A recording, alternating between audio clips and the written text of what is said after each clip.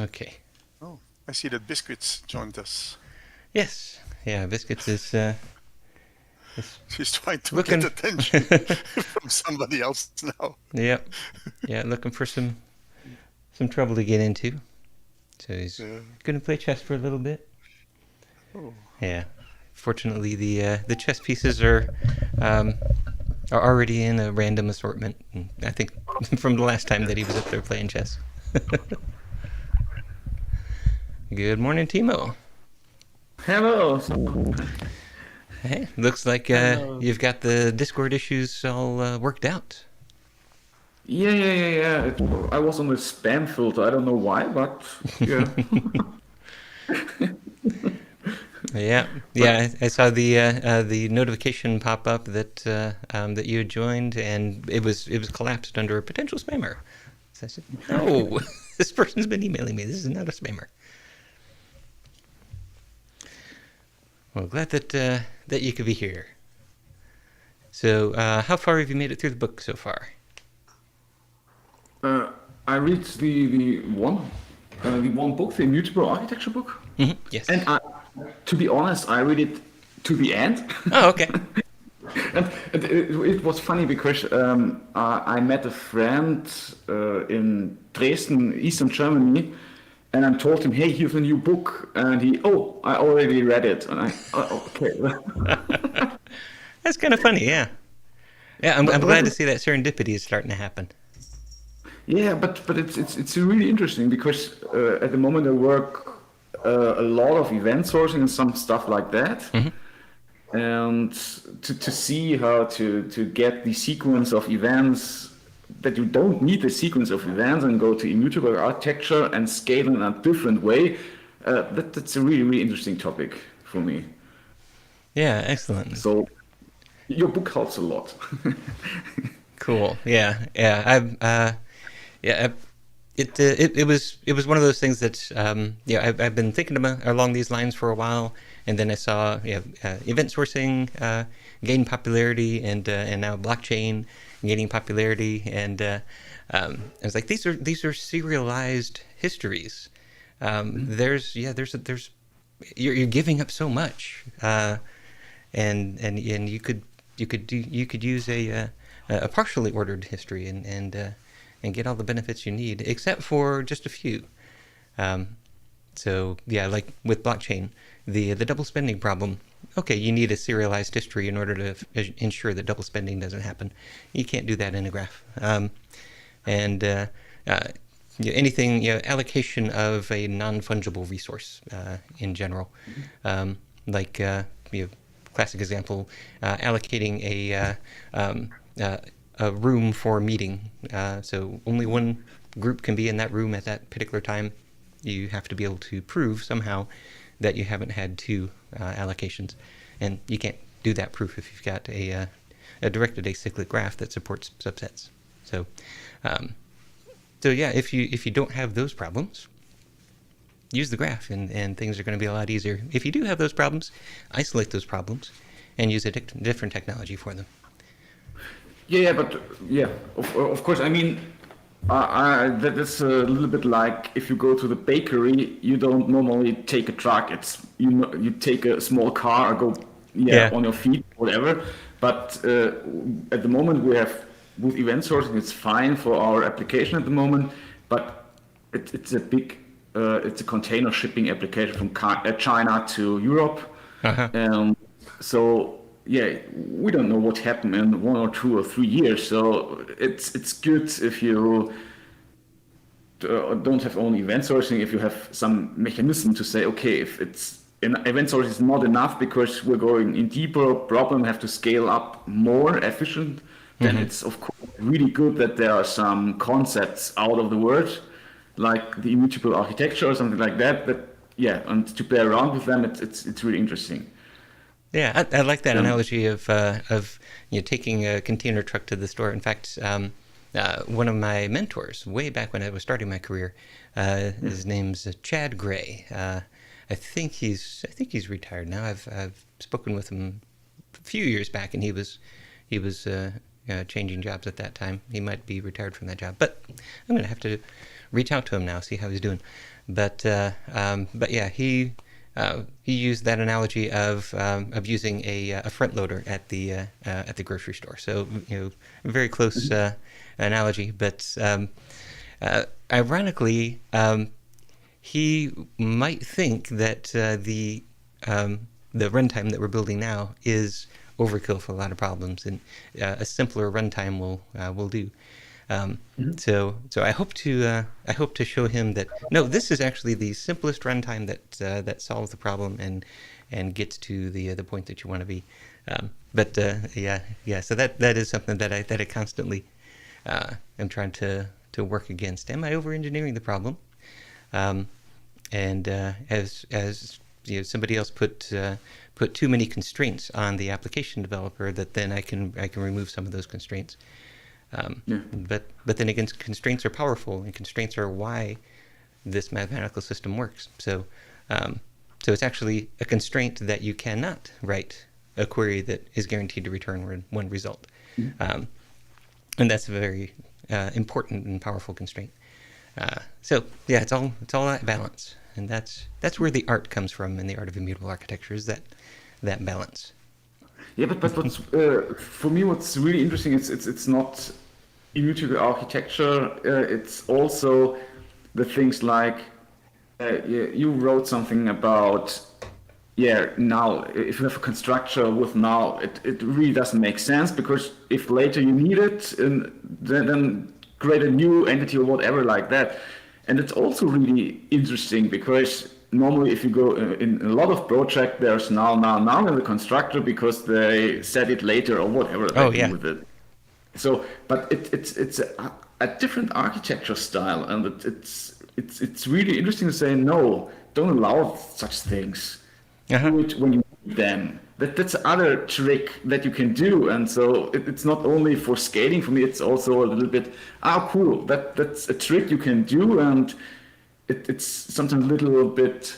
Yeah, I think, come on, that's a cool trick, but why I didn't do it before, because that's so natural. That feels so natural. Create objects later when you need them, and if not, then cut it in a different way. And yeah, that's natural. And so I read, that I should do. That's cool. Without, I don't have to do everything, but I should start with this one, because that's really helpful in all projects. So awesome. Yeah. Thank you for that. So I forgot to ask, where are you joining us from? Pardon? What part of the world are you joining us from? From Germany. Germany. Well, welcome. Yeah. So it's not South Germany. It's a really small village here, but I like it because. But you're from England or America? Yes, I'm in America. So the south part of the United States, Texas, if you're familiar with the geography there. Yep. Texas. Okay. So that's why of the hat normally. Yeah. Yeah. Funny enough, even though there's that kind of vision of what Texas is like, a lot of people here don't actually wear hats very often. So I'm actually kind of trying to set that trend. Okay. I like it. When I was young, I always wear a hat, but now I'm a little bit older. And but do you at the moment do more with immutable architecture? Is there a new book or what's the plan at the moment? Yeah, so the plan at the moment is that we are building immutable runtimes. Uh-oh, we lost him. I forgot to see. There he's back. Okay. So, welcome. Oh no, he's gone. Well, at least I got a welcome out. But yeah, the plan is to build immutable runtimes that will basically take the design constraints of immutable architecture and historical modeling and let you apply them as first class components. So a lot of times when I apply historical modeling and immutable architecture to a project, I'm using runtimes that already exist. So the .NET runtime, I'm using SQL Server, deploying it to Azure. So I'm using tools that allow mutation and that don't understand the constraints or the the capabilities of historical modeling. So I have to build those in to the application. But with an immutable runtime, as I get to in the final chapter, is where I'm talking about those runtimes. Is that bakes all of those constraints into the fundamental library, the data store, the API. Everything is derived from the historical model, and so the first immutable runtime that I built was called Correspondence, and that was .NET centered. It was right at the transition to async, and it really didn't survive that transition. So it was kind of focused on the Silverlight time frame, and it really didn't move over. But then the one that we're working on now is called Jinaga, and I started Jinaga in around 2015. Is when I came up with the idea of, let's make an immutable runtime that thinks the way that JavaScript does. So if we were to, I was driving home from a conference and thought, well, if I were to make correspondence in JavaScript, what would it look like? And that's where Jinaga came from. But now Jinaga is trying to break out of JavaScript, and we're working on Jinaga.net. So it's coming full circle. It's going to support both JavaScript and .NET, and you'll be able to swap out the backends. So you can have a JavaScript front end, with React or with Angular, and a .NET backend, or you could have a .NET front end using Maui or Razor or Blazor, and then have that be either a .NET or a JavaScript backend, and then kind of mix and match these different services within your solution. So everything talks to everything else, and you can build this decision substrate and deploy your applications to the substrate, collaborate with one another, and just build something awesome. I mean, the thing with JavaScript is it's really not funny at all. But the thing is, I talked to some of my colleagues because I have to lead event sourcing Elasticsearch course for my own company. We have around 200 people work for the company, and we want and a lot of the guys that are interested in event sourcing are JavaScript developers. And I thought first, JavaScript developers, I thought Java or whatever. But the most answers I got was from JavaScript developer. Like, we're really, really interested in event sourcing. And then I read in a book, I read about React and about, what can you do offline and later sync with the server and how you can do it. That's really, really interesting. I told them from a book and said, okay, here's this book, read this book because there's React and you understand it perhaps better than me because I'm not a React developer, but it's really interesting, the things that you can work offline with all user IDs and sync later, or what you can do there. It's cool. Yeah, and that's exactly what we're trying to do with the runtime. Yeah, but is there a beta version or something like that, or are you still on the square or on the green started? Yes. So yes, the JavaScript version of Jinaga is out right now, and I've been using that. Let me do a quick share. So there's the screen share.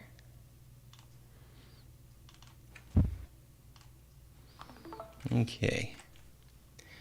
So this is an application that I developed for the company that I work for is Improving. We're a consulting company, and so one of the things that one of the programs that we run internally is called Improving You. It's a way for improvers to offer classes to other improvers and help us all skill up.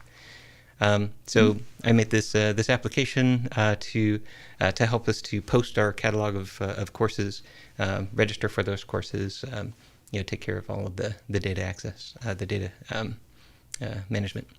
So here I've got a version of the Improving You application running locally. So I've got a few courses in the fall 2021 calendar for Dallas, and so this is built on Jinaga, and I started building this in around 2017, I think.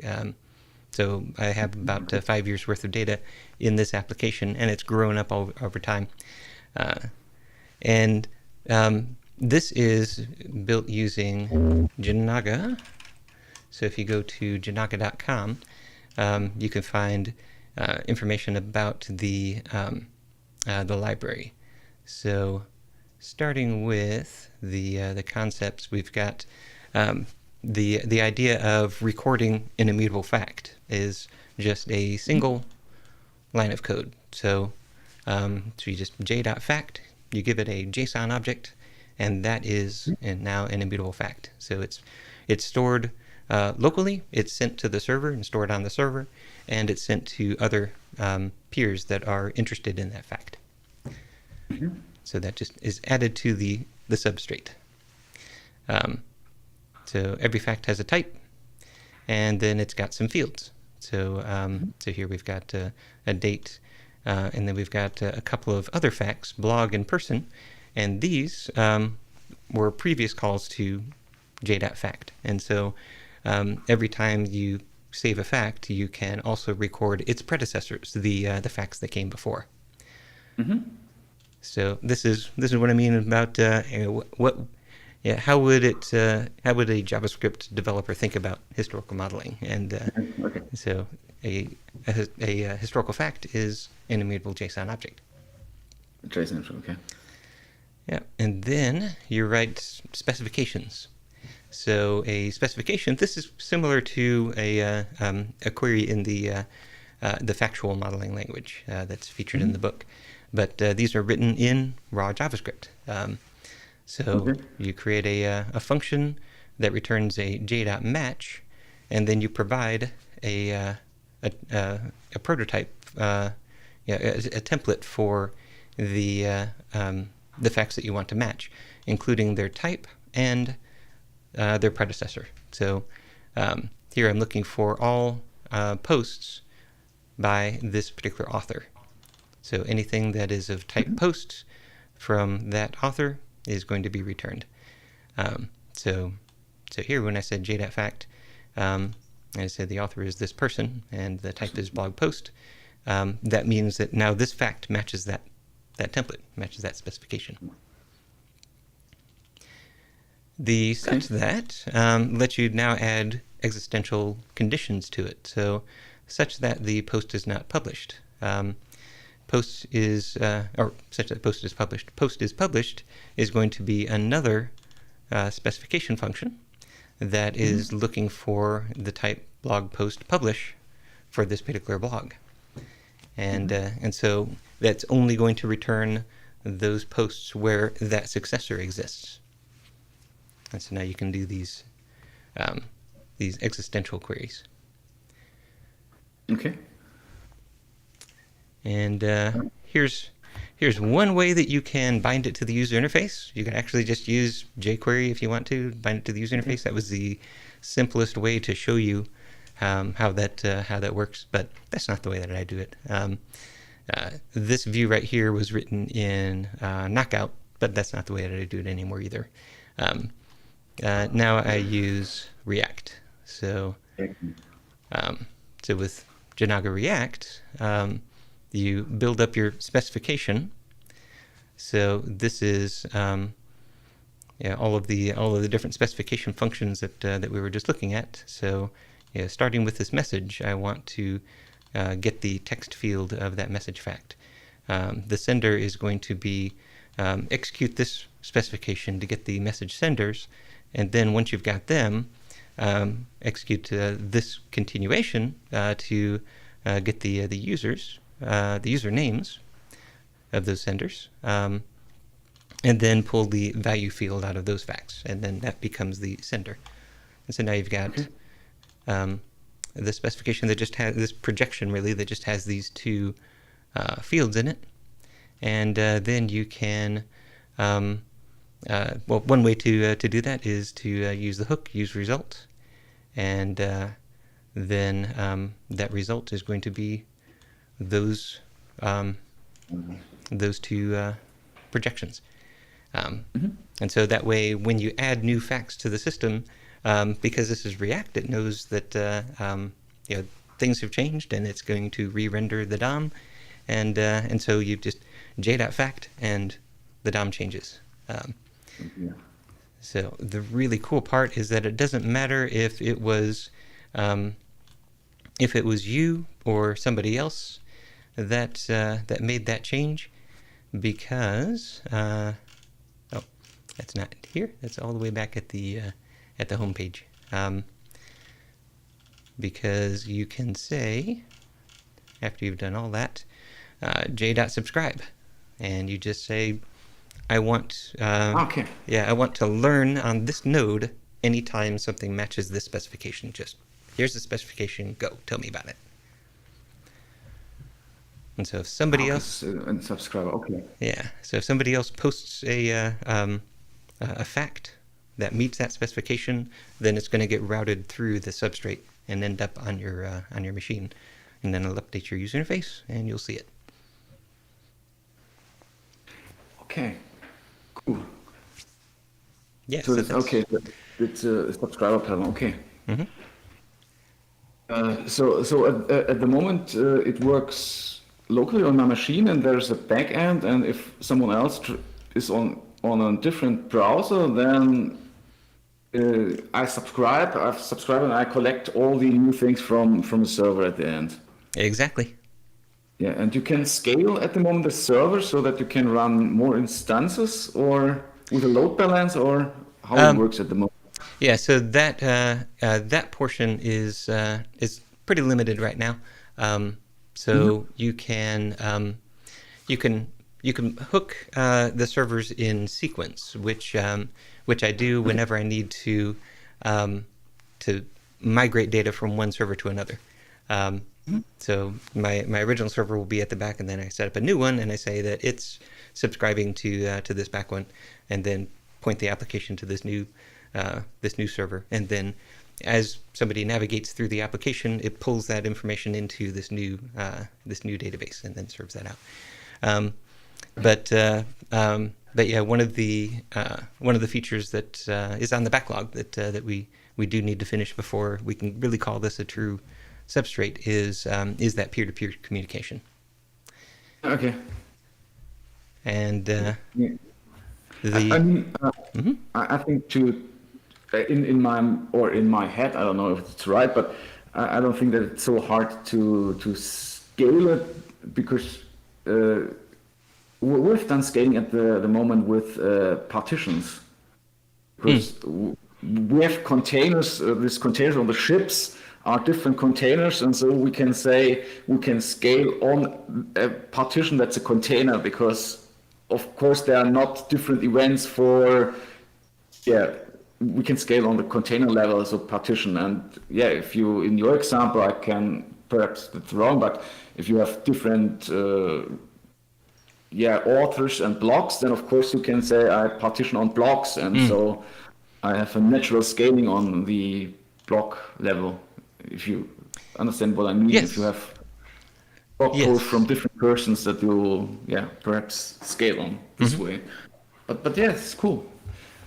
And in the backend you use, which database do you use at the moment? At the moment, Postgres. Oh, that's cool. That's cool. We have to use at the moment MySQL, and that's slow. Oh. especially for Yeah. JSON. Yeah. The JSON processing for Postgres is one of the reasons that that I've chosen that one as the first backend. But it is one of those swappable components. So actually, I originally started Yeah. this with Mongo. That was a bad choice. So I swapped that out and didn't go back. But I yeah. believe Postgres will become faster since it adopts the new Linux kernel feature I/O urine. It has more faster async I/O than before. Oh, nice. Yeah. I was not aware of Yeah. that. Excellent. Yeah, I am running it on Linux inside of a Docker container. So yeah, I will. I'll just have to make sure that my base image keeps up to date so that I can take advantage of that new feature. Because I'm using a specific version of Alpine as my base image right now. So yeah, I'll look into that and see which one I need to upgrade to. So, but at the moment, it's possible to fetch the repository and put it in a Docker container and run it, right? Yes, Cool. exactly. That means I can play around a little bit with it and. Cool. Yep. The a good place to get start is go to the starter kits, and the starter kits have a README associated with them that tell you about the the Docker container. So just that command right there will start up a container for you. And the starter kit is pre-configured to connect to that container running on localhost. So Okay. that should get you going. Okay. Yeah. So yeah, I did want to use what you're talking about with the peer-to-peer collaboration as a segue into the update for the Jinaga open source project.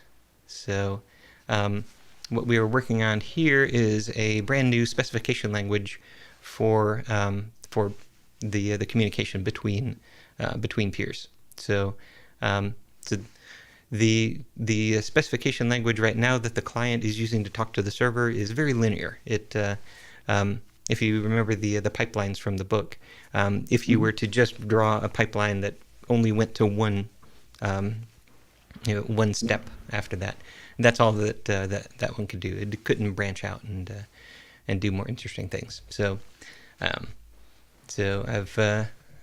designed a new specification language that can support that full range of pipeline as expressed in the book. And now it is performing the interest calculation, which means that when I give this specification to the server, it knows all the facts that I'm interested in, all the facts that could change the results of running this specification. Cool. And so the feature that I just got working this week was projections from that specification. So this is the specification that we looked at last week.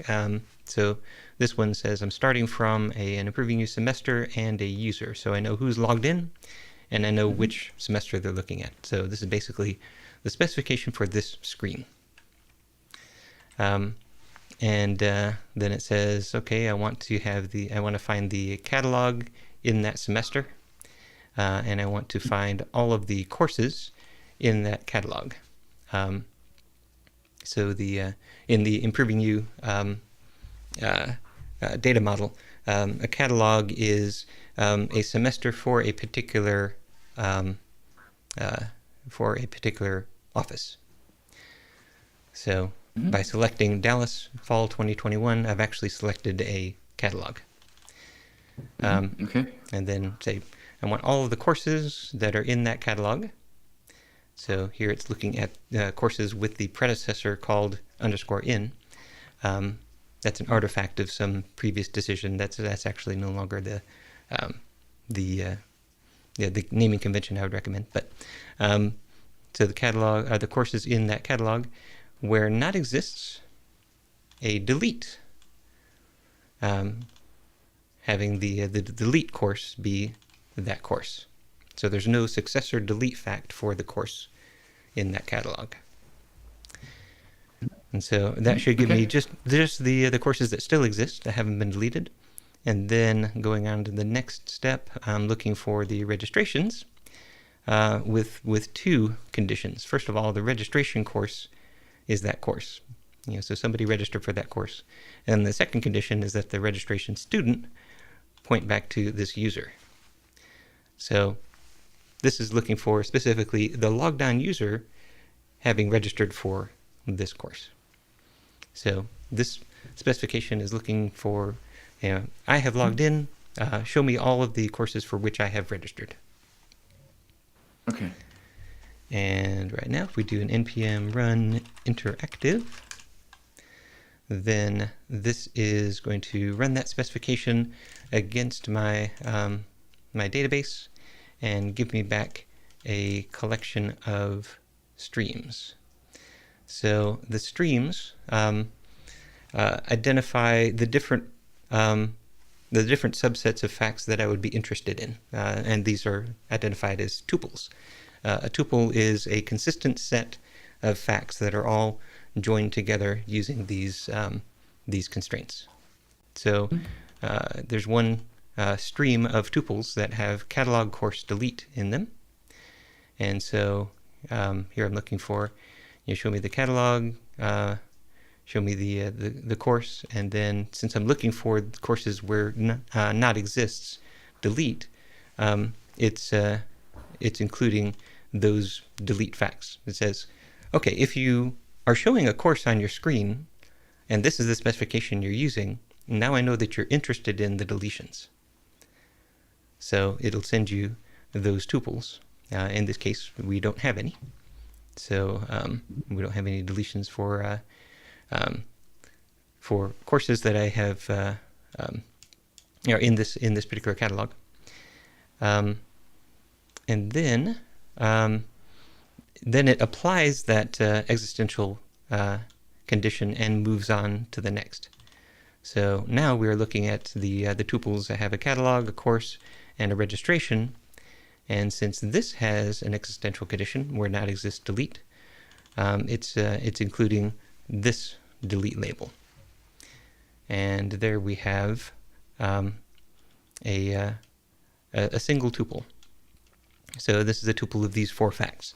So I have registered for one of these courses and then deleted that registration. So I get back that tuple. Along with that, I'm getting back the final bookmark. You can see that there's actually a bookmark on the tuple itself, but this one also gives you the final bookmark for the feed, and that is how we're going to have the peer-to-peer communication work. That's also how the client-server communication is going to work as well. So we've got caching happening on the client. So if you're in the browser, it's using web IndexedDB. Sorry. And so it knows the bookmark that it received the last time that it sent you this specification and got back this set of labels. So that set of labels defines a feed according to that specification. And so that feed ends at this particular bookmark. So the next time I talk to the server, I can say, and here's my bookmark. Now it'll only give me tuples that include facts that have happened after that bookmark. Okay. Yeah. So the way that we're using that for the client side is, update the client database, just get the latest stuff. For server to server communication, each peer that you connect to, you're going to keep track of a set of bookmarks. So, okay, last time I talked to you, this was my bookmark. Same specification, but different server, different set of bookmarks. And so you talk to each of them, and you get the feeds of the different facts flowing back and forth. And then here at the end, the final feed that we're getting is that now we've applied this condition, and so the only thing that we get is the catalog course registration, and these are only the ones that have not been deleted, and so we get back an empty feed there. Okay.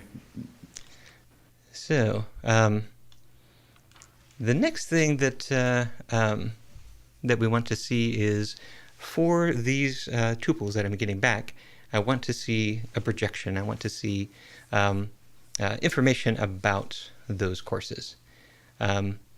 So the way that we're going to add a projection is at the end of this this description of the tuples and how they're constrained and how they're related.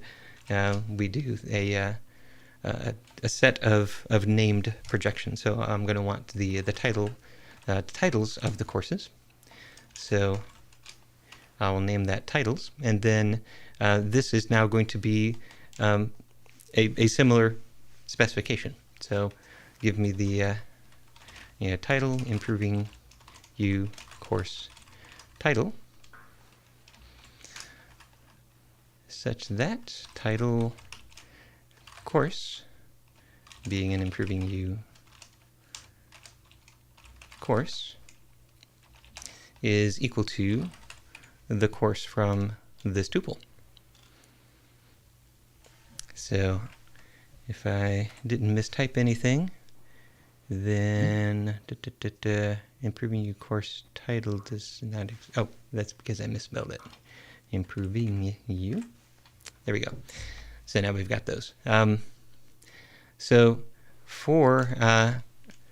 what this is really saying is for all of the registrations of this particular user for courses in any catalog in this semester, run this projection. And so we get all of the feeds that we talked about before leading up to the projection, and then continuing on from that final one where it's already run the existential condition, we then go on to the next step in the projection. So now we're looking for titles.title. So it takes that name of the projection we're running, and then it's now looking for tuples within that projection. So titles.title.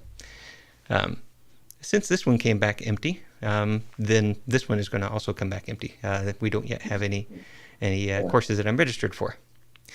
That's because the intent here is really a bit different than what you might expect it to be.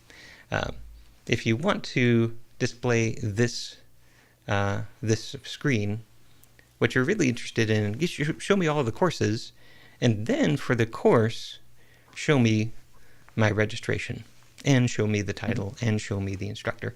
So really, the registrations should be part of the projection. So let's make that change. So I'm going to take this component of the registrations, add that in here, and now we've got the registrations for courses, and so this way, this is now all of the courses. It doesn't matter if I've registered or not. But then for registrations, show me only my own registrations. This is where we're going to run into something that I have not yet implemented. I just discovered this bug this morning. It says the graph is not connected.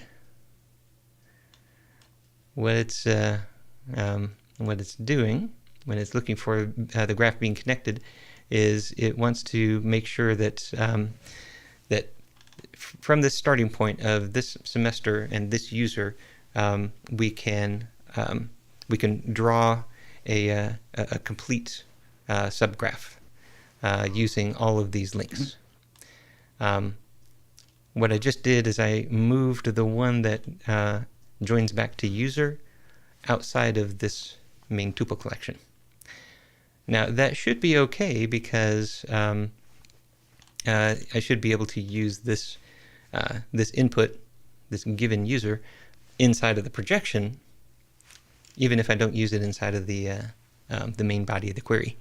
But my code that looks for whether the graph is connected or not doesn't take that in projections into account yet. So yeah, so that means yeah. But all things are stored as a graph in the database, or something like a subgraph. Yes, yeah. In the database, it is an application agnostic database, and so you end up with just a very small set of tables. The main tables are two tables: fact and edge. And so a fact captures all the information about a specific fact. An edge is a relationship between two facts, one being the successor, the other one the predecessor, along a particular role. So student defines the role. You know, that's the name of the role as defined by improving your course registration. So yep, that would be an edge record. Course would be an edge record. So I just deleted the student record, or the student condition, deleting that given, so that we can get past this this little bug right here. But now doing that, we get back the set of course deletions, and then now we're getting back a set of all of the courses within each of the catalogs. So each office is going to have its own catalog. I think for this data set, I've only populated the Dallas catalog, so we'll see that all of these catalogs are the same hash. It's not highlighting the other one. Oh, that's right. It only does that up here in the editor. So yeah, this is for this catalog. We've got this this course. For this catalog, the same one, we've got this other course, and so we've got all of these different these tuples that are consistent with that specification. And and so for each one, we emit a bookmark, and that tells us in decreasing order of time, so most recent to least recent, which what are the facts that make up this tuple. And so that way, when we see a brand new fact, even if it's related to old facts that we may or may not have learned about before, that shows up as a new bookmark. And so I've also, as of this week, I've got the limit in there. So this is limit to 3. So we're only going to see the 3 oldest tuples. So that we can come back and ask for, okay, give me this again, but now use this bookmark, 25.8, and now it'll only give me tuples after 25.8, but the oldest ones, so I can keep on going. And then, now it's doing the catalog course title. So, so it has executed the existential condition. So yeah, there's the catalog course delete. So I learn about the deletions. The catalog course, so I learn about all of the catalog courses that have not been deleted. So that's also executed that existential condition. And now, for each one of those, I am learning about the titles. And so this gives me, for this catalog, this course, here is the title. And then yeah, for the next one, and for the next one after that. And so now I've got that feed of titles. And so I've, just with this one specification, I've subscribed to all of those different feeds. Okay, and the title itself is a hash, and you Yes. use a hash for the content, and okay. Yes. Yeah. So the hash is the identity of the title or of the fact. Actually, to be perfectly correct, the identity is the contents of the fact and its predecessors, but the hash is a nice stand-in for that. So we hash that that data structure, including the hashes of its predecessors, so that we get a unique canonical stand-in for the identity, and then having received this this this feed of tuples, you can then check your own local database and see, okay, I already know about that catalog. Maybe I know about this course, but this title is new to me, so I don't know about that one yet. And then you call back to the server and you say, here are the hashes that I don't yet know about. And then the server gives you back enough information to completely realize those facts. So all of the predecessors, all of the fields within that fact, and it gives you back a consistent tree or a consistent graph that's a subset of the graph that identifies that particular fact. It performs the transitive closure to give you that. So yeah, this is a two-step process. So here's my specification, and here are my bookmarks. Give me some more tuples. All right, here are the new tuples. Go ahead and load those. Get a graph. Now I can store all the facts in that graph, and then go back and get the next set of tuples for that feed until I come back with empty collections and say, okay, I know I'm done for now. Okay. Yeah, but it's interesting. Michael, Mm-hmm. when I was going through the source code, I saw that the database you're using is the Improving You database. That database is not available for testing. That is true. Yep. Sorry about that. I didn't really think through that. So yeah, what you can do right here is, change that to. I think my application is the one that you've got. Yeah. Well, what I was thinking is just make it another database, and then in the beginning of that index.js, just add some a few records, a few facts to the database, like we do in every testing, because we don't need this whole history to test these new specifications. Oh, that's true. Just a few facts will do for this simple. For simple specifications. Huh? Yeah, that is true. Yeah, and then everybody will be able to run the same interactive. Yeah, because then it would be nice to be able to run these samples at home also. For me, because I want to step through the code.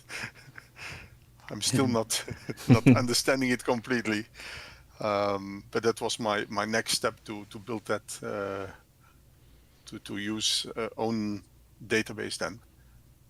But perhaps for Timo and Caden also, that they can just run the test themselves.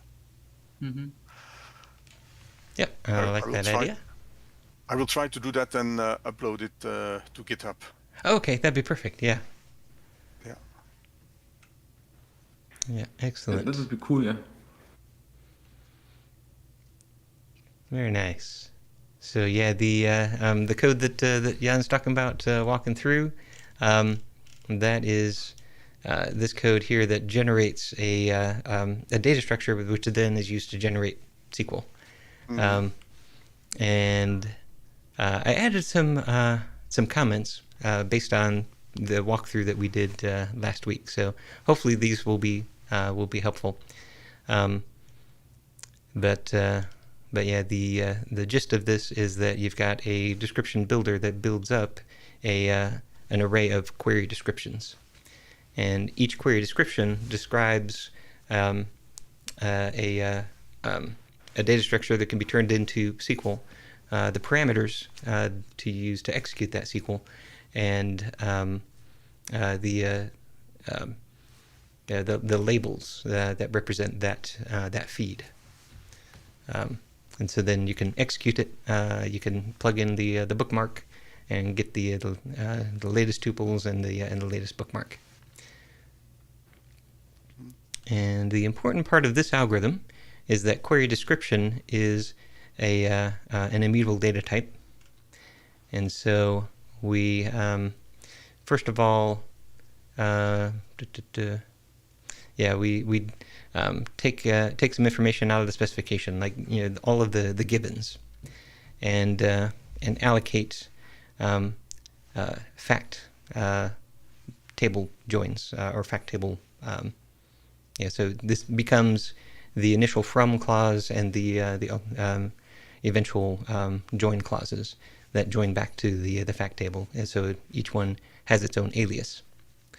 And so we allocate each one of those, and then that's how we seed our query description, where we've got those different fact tables and all of the inputs, and then we start to walk through the specification and add edges to our query description. So it goes through, and then this being an immutable data type, it is is going to call a method on query description that makes a copy and adds a few bits of information to that copy and returns that, so that we can branch within add edges and produce multiple feeds, all starting from the same query description. The new bit that I added this week was add projections, and I was able to reuse an awful lot of what was already working, because a projection is just a name and a query description, or not a query description, not this type, but a specification within that name. So, excuse me. Then we just go through and add all of the matches that are inside of that specification, or that projection, and add those to the query description that we ended up with. So the final query description from that specification of all the tuples, the one with all of the existential conditions applied. So okay, take that one, starting from there, run this part of the projection. But then, starting from that same query description, run this other part of the projection. So that means for something like this, here we're getting a query description that gives you catalog and course with the accidental condition already applied. And now take that description, run titles. Now you've got titles over there, starting from that same place, not including the titles, run the registrations. And so you get those as separate feeds. So this ended up being a pretty simple thing to add. It just prefixes. But that means that I can have more projections for the same query description, right? Yes, exactly. Yep. So in this case, we had a feed that was catalog course and then titles.title.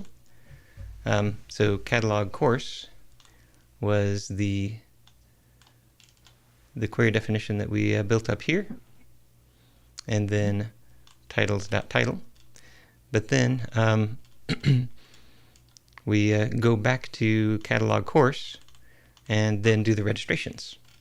So now here's registrations.registration, and then since we know that we're interested in running this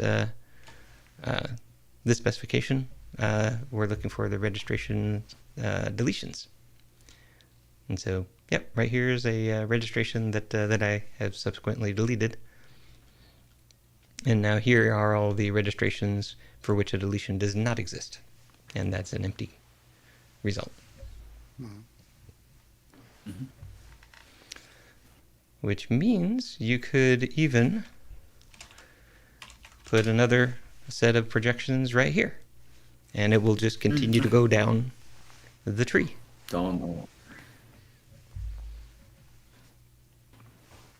Yeah, so that basically maps to if you ever have a collection of things that you want to show on a view, that collection ends up as if it's like the initial collection for the view, it's this view is a collection of courses, then that's going to be your main tuple.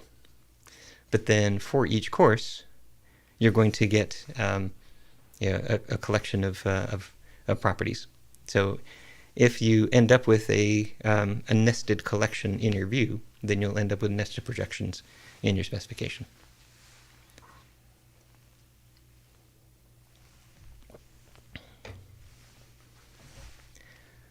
So that is projections, and they're working all except for that one bug.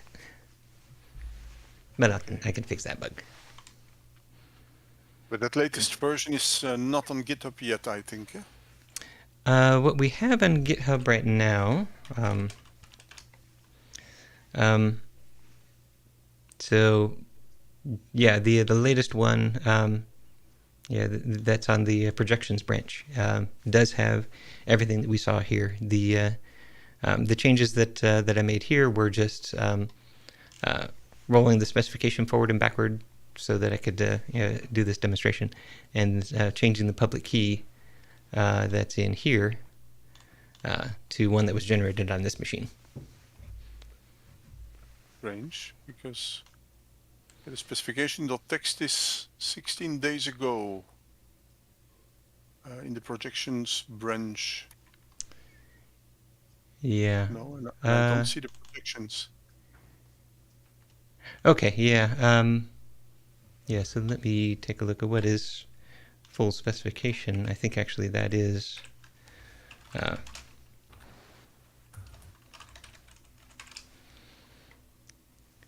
full specification is the one that adds the projections. Yeah.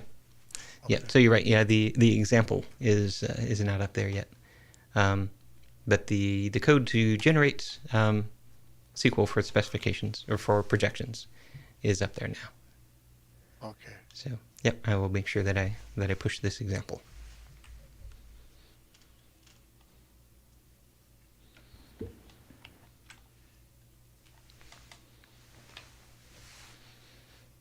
Very good. So, yeah, that's where we are on this journey to create a brand new immutable runtime supporting .NET. And the best thing, of it is you don't have to know anything about it to use historical modeling. That's true. Yeah, this language is intended to be generated from either the JavaScript that we just went through at the beginning, or the link that you write in Jinaga.net.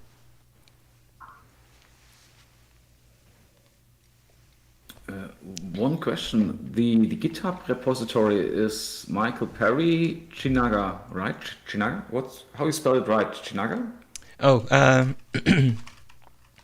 yeah. So it should be. No, this one is on Jinaga / Jinaga.js. Yes. Yeah, it could be that it still have the old repository. Yeah. Okay. Yeah, and I'm wondering if does this point to the wrong place? It does. Okay, so, yep, I need to deprecate that repository, because that's an old one, and update that link. Yep. Yeah, thank you. I will definitely do that. Thanks to you, because I want to look into it. So. Okay. Very nice. So that's the update. That is. Don't be disencouraged if you don't understand it within 1 hour. Yeah, I understand the background but of course not each line of code, or it's JavaScript, and JavaScript is not I like JavaScript, but it's not my primary language. Mm-hmm. I've done 1 year React, but it's 5 or 6 years ago. So, but JavaScript is for each one understandable, and so it's not bad to choose JavaScript. So. Okay, good. Yeah, I am kind of abusing JavaScript a little bit by saying, oh, it's just a function, but you don't directly call that function. You give that function to something else, which then Yeah. interprets the function as a specification.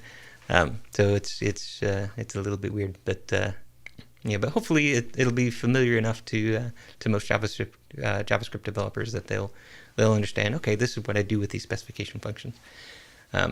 When we do the same thing in Link in Jinaga.net, I'm finding that it is a lot more familiar because we're using Link in the way that you typically do use Link, like in Entity Framework.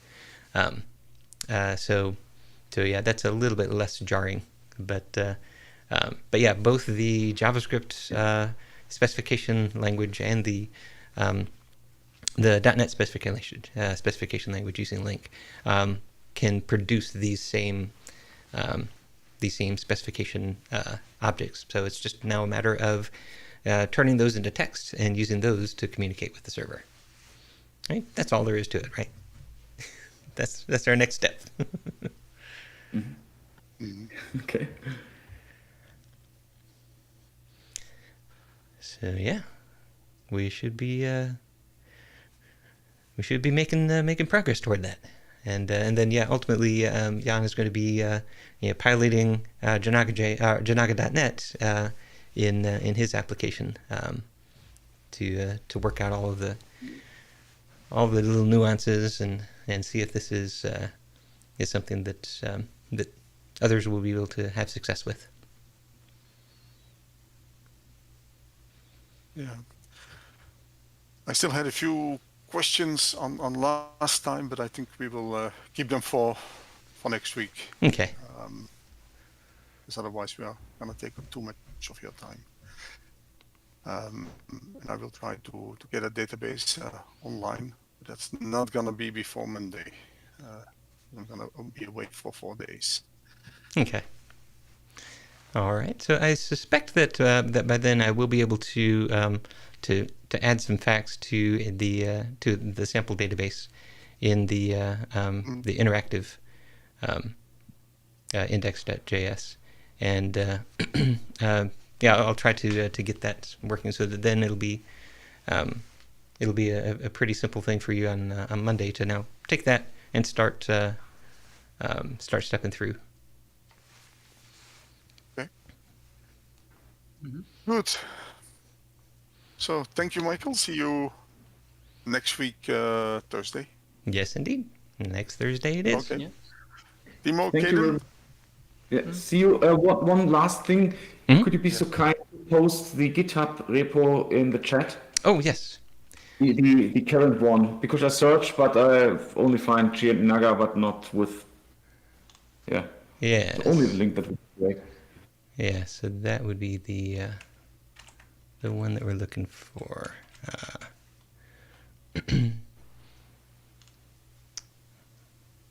All right. Also, you can refer to the YouTube channel, YouTube videos last week and last week. I think I can post it in the Discord so Timo can see that.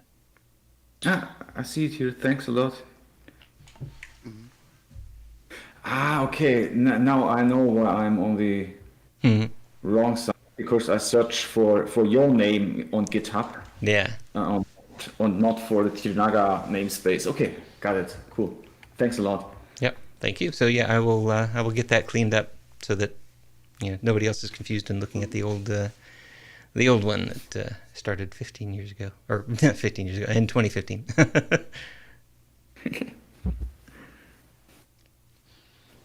Very good. Thanks a lot. Thank you all. Really. See you next week. See you next week. Bye bye. Bye. Bye.